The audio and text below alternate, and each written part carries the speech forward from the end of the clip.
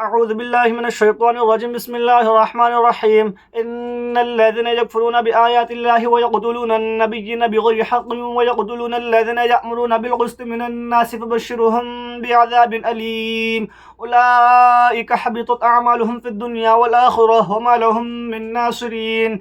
إن ألم تر إلى الذين أوتوا نصيبا من الكتاب يدعون إلى كتاب الله ليحكم بينهم ثم يتولى فريق منهم وهم معرضون.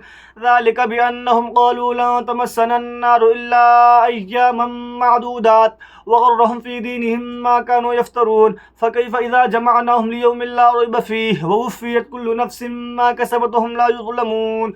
قل اللهم مالك الملك تؤتي الملك من تشاء وتنزع الملك ممن تشاء وتعز من تشاء وتذل من تشاء بيدك الخير إنك على كل شيء قدير.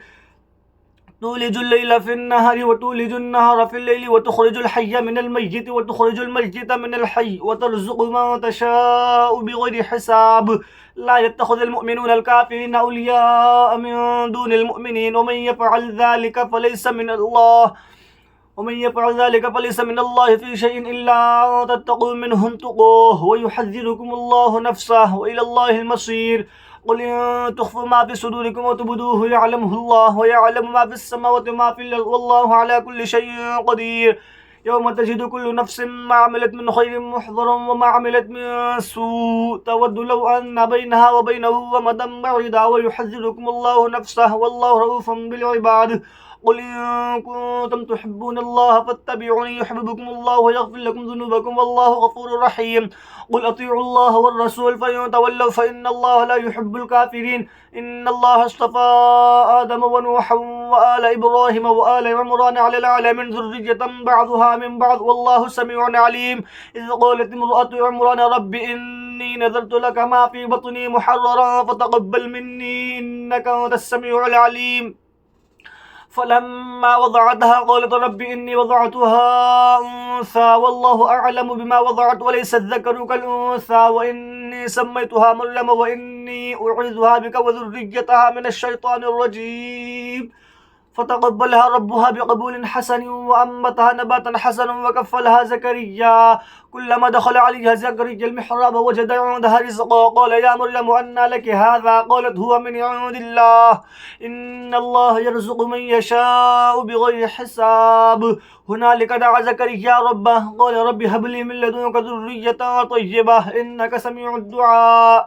فنادته الملائكة وهو قائم يصلي في المحراب أن الله يبشرك بيحيى مصدقا بكلمة من الله وسيدا وحسورا ونبيا من الصالحين.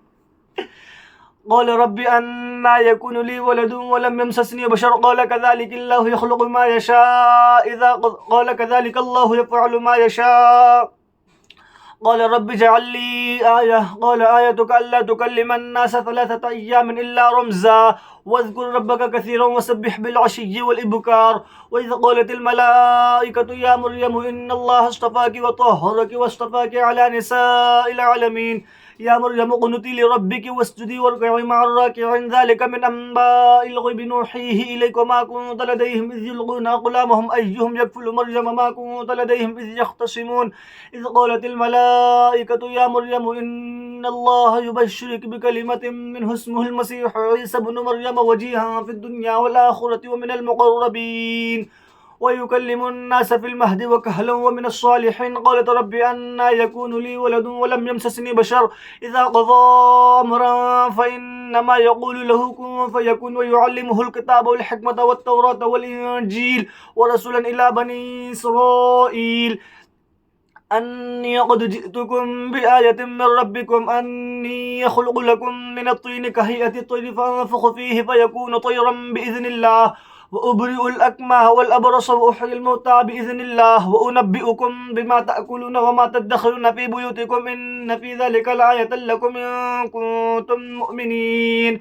ومصدقا لما بين يدي من التوراة ولأحل لكم بعض الذي حرم عليكم وجئتكم بآية من ربكم فاتقوا الله وأطيعون إن الله ربي وربكم فاعبدوه هذا صراط مستقيم فلما أحس عيسى منهم الكفر قال من أنصاري إلى الله قال الحواريون نحن أنصار الله آمنا بالله واشهد بأننا مسلمون ربنا آمنا بما أنزلت واتبعنا الرسول فاكتبنا مع الشاهدين ومكروا ومكر الله والله خير الماكرين صدق الله العظيم.